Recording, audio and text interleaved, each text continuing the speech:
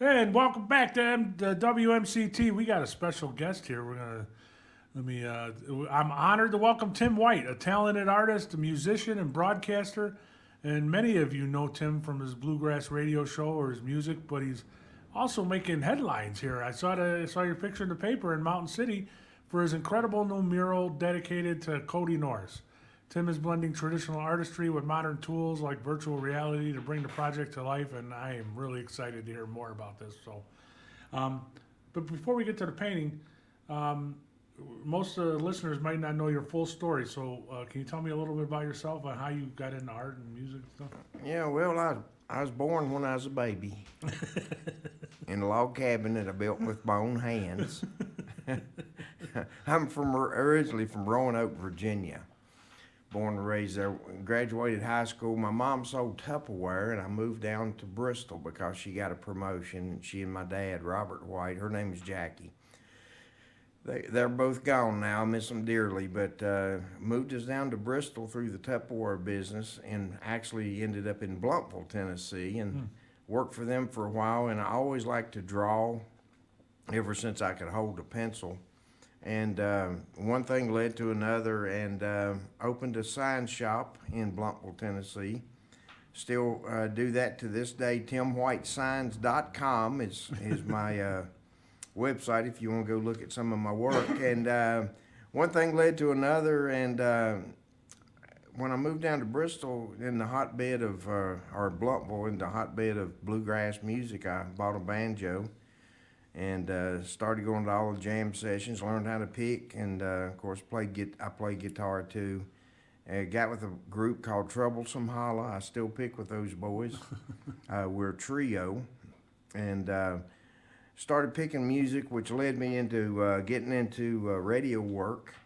Back in 1989, Joe Mural bought a radio station. The studios used to be in the Grand Guitar, which was right along Interstate 81.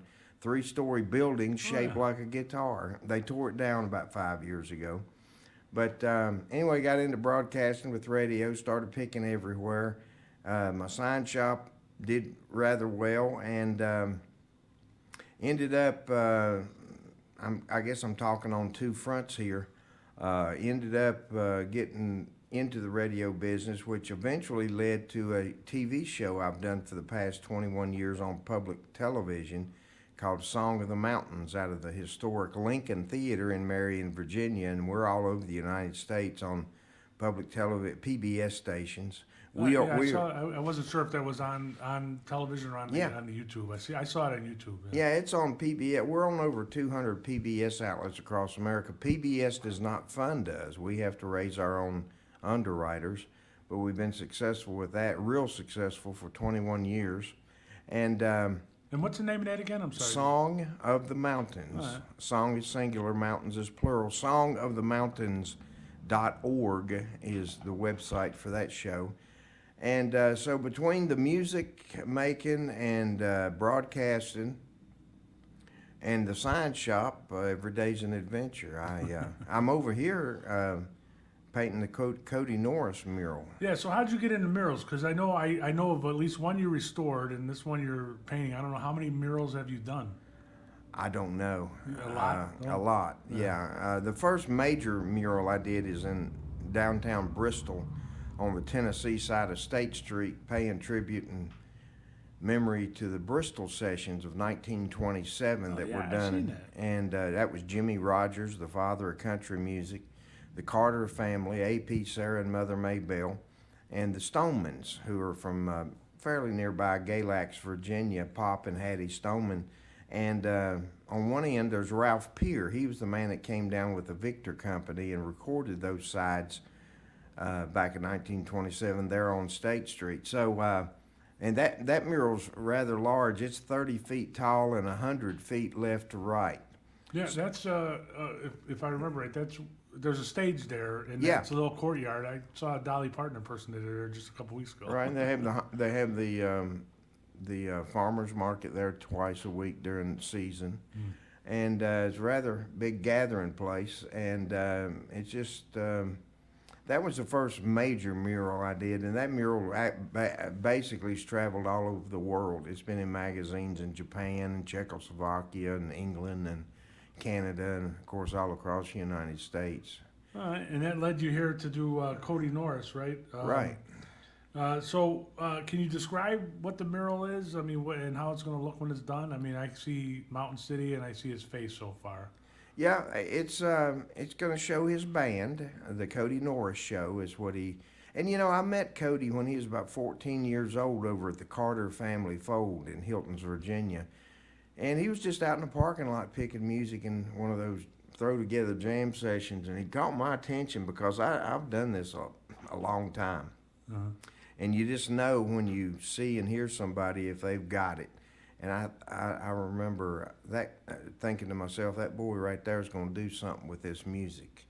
And I used to do a thing called the Pickin' Porch at the Bristol Mall. It's where the casino is now. Okay. But that used to be the Bristol Mall, and for almost 20 years I did a Pickin' Porch, and Kody would, he kind of recently apologized for dogging me so much because he played that Pickin' Porch a lot. We did it on Thursday nights.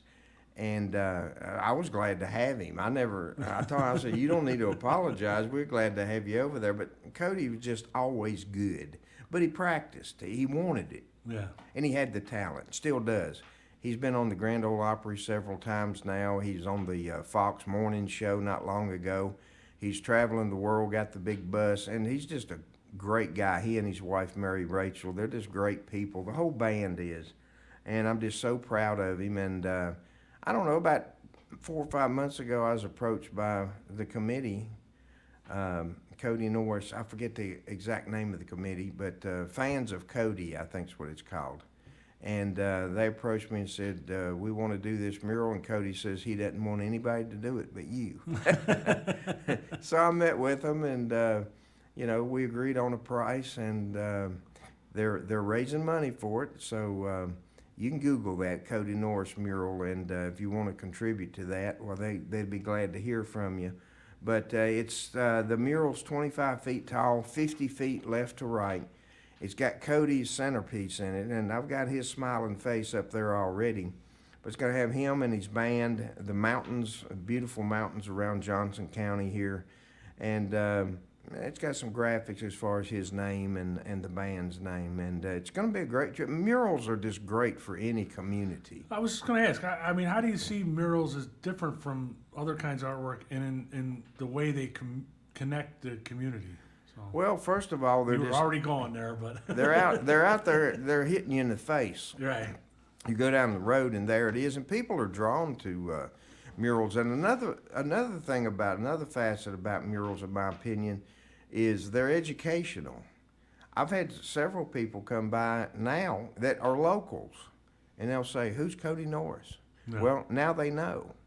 Yeah. And people are going to make, the Bluegrass community will make, you'll have people coming to visit Mountain City to get their picture made in front of that mural. Same thing with the one that I was telling you about in Bristol with Right. A.B. Carter and Well, Sarah Maybell. People make it's a destination for them to come and see that mural. Right, for people in that community, but like when I went there to see that, like I was telling you, I saw that mural when I saw the concert, and in this day and age, I pulled out my phone and started looking up some of the names because I didn't know. I mean, I knew who the Carter family is, and I mean, because I like country music, but some of the other people.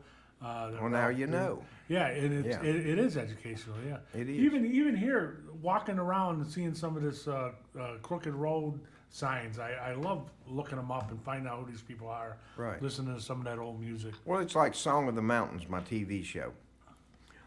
We've been doing it 21 years, and we book headliners, people you'd recognize, but we also book the non-headliners, in my opinion, that are every bit as good. They just haven't got the breaks yet. Yeah. But our show is very entertaining, but on top of that, it's very educational. And we've had people going back 21 years that were no names that now are fairly big names, at least in the bluegrass world. Right. So it's great. Music is a very good common denominator for people.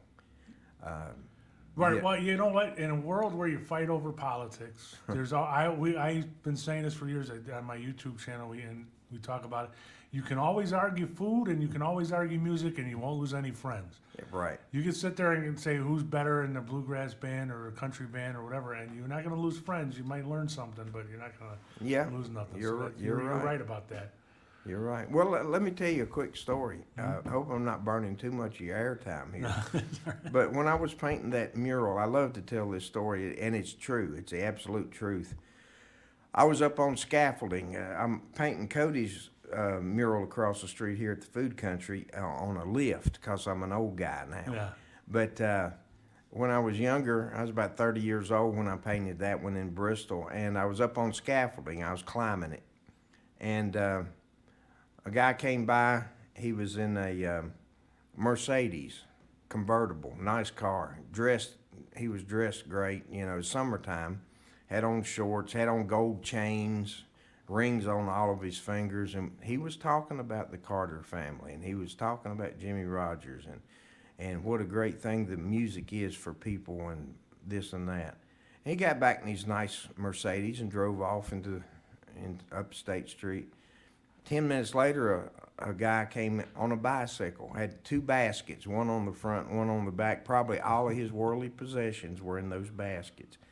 And he pulled up down below the scaffolding, and I looked down at him, and we had the same conversation. Isn't that cool? Yeah. Same conversation. That's what a common denominator is with the music. All right, so I want to get back to the mural because I'm going to bring up a controversial subject. Apparently. Okay. When I was out there watching you, you're using VR glasses, which it's funny that I saw you doing that. I saw a video on YouTube about somebody using it like 4 or 5 days ago. It was the first time I ever heard of it. And as soon as I saw it, I go, oh, this makes a lot of sense. And so when we were talking about this is your first time using VR glasses. It to do a is. mural. Yeah. So I found it fascinating. Let me ask you this: Do you paint like a small painting first, or design it and then you load it into VR glasses? Yes. Yeah. Always when you do them, or in 99% of the cases, you lay it out on paper first. And in the old days, like the one I did in Bristol, I did a grid system. Very time consuming, especially if you're trying to do likenesses of people. Yeah. It's got to look like them. So, there's two types of grid system. One is just the squares, which kind of, you just put a grid across. And then recently they have a system called the doodle system. It's hard to explain, but Google that, the doodle system grid, and you can see someone do it. And that's the way I've been doing more recently. But I had a friend that does computer art, and he sent me a link. He said, look at this, and it was about the VR, the headset. And you end up basically using the VR more accurate. Yeah. It's more accurate, and it's a time saver. Like I said, this is the first one. What normally would have took me a week, maybe a little longer to lay out, I did in 8 to 10 hours. So this is like, so you take your design or your original painting and then you load it into the virtual reality glasses, and that just blows it up to the right size, right? And so then after that, you just got to make sure you don't screw up when you're painting stuff up there. Well, the hard part is the layout. Yeah. To me, it is, and once you have it up there, penciled out, or I use magic marker, the rest of it's pretty simple. I mean, it's time consuming. Right. But the painting part, it is not that difficult for me anyway. It's the layout that you want to get right, especially, like I said, if you're trying to do a likeness of a person that, like Kody. Right. That's the same. This is going to sound kind of dumb, but I guess that's the same as when you're painting a wall. It's the preparation and the cleanup that take the most time. It is. Putting yeah. the paint on the wall isn't really that. Yeah, that's right. And do you think that this kind of technology is going to change how murals and artworks are created in the future? I think so, at least on the layout part. I mean, it saves a lot of time. One time years ago, I was at Tom T. Hall's place. I've recorded music there. Tom T. was a dear friend. He and his wife, Miss Dixie. And I was talking to him. I said, Tom, what do you think about the modern country music? you know. And I thought he'd really jump on that, like, I don't like it, you know, it's not country music anymore, which is what a lot of people say.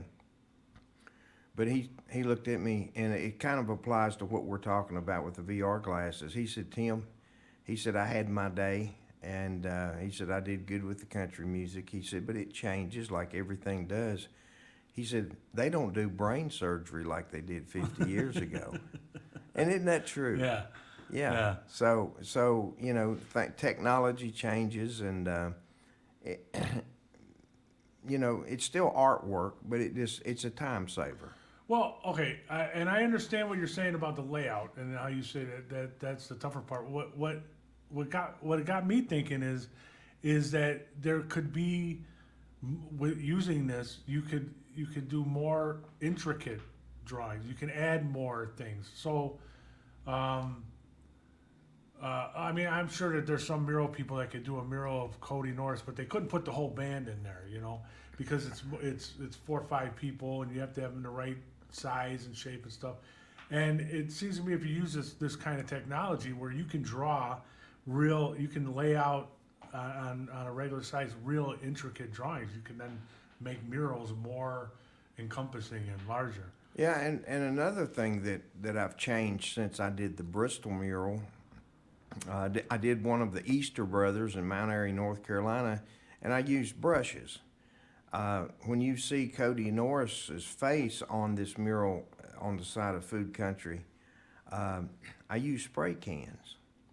And years ago, these graffiti artists, they just go to a hardware store and buy spray cans and do their graffiti. Nowadays, there are outfits, companies that make low pressure spray cans. And that's what us guys and gals in the mural business use now. They're low pressure, they're easier to control,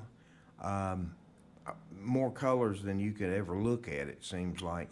And so on Kody, when you see Kody Norris's face on this wall over here, it's done with spray cans.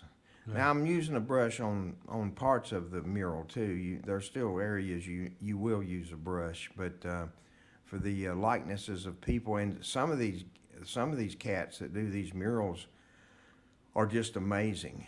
I've talked to some of them on other locations. There's a real nice one in Mount Airy, North Carolina, of Andy Griffith. Oh, and I was actually thinking next month is the Mayberry Fest. Yeah. And my band, Troublesome Hollow, we always play at the Earl Theater, but it's the last weekend in September of each year. But this Andy Griffith mural, it's a timeline of young Andy Griffith to older Andy Griffith. There's like 5 or 6 likenesses of him.